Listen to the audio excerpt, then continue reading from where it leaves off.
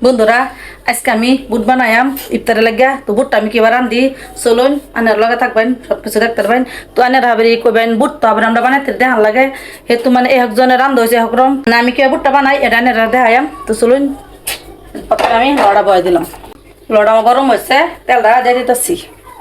যে যেরকম তেল খাইন এই মতন দিলে হইলো তো আমি জায়গা থেকে বুটটি সুন্দর করে জিদ্দ করে লইছি আলু আর বুট আর মোটর এক লগে দেখাইরা মানে কুকারে আমি জিদ্দ করে লইছি একটু লবণ দেখাইরা লড়া গরম হয়েছে ওই যে পেস্টটি আমি দিয়ে দিতেছি আগে থেকে পেস্টটি আমি থই দিচ্ছিলাম আর পেস্টটি আমি দিয়ে দিলাম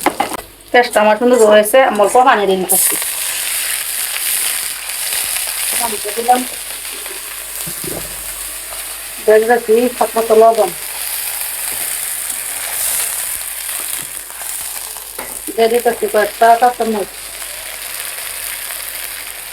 দিতেছি হলদি গুঁড়া দিতেছি হলদের গুঁড়া একটু লাড়াচাড়া দেন প্রথমে ঘুরে তুই আম পেস্টটা হি দৌড়ার লাগবে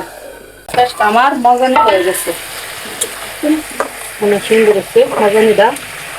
বুটটা আমি ডালে দিতেছি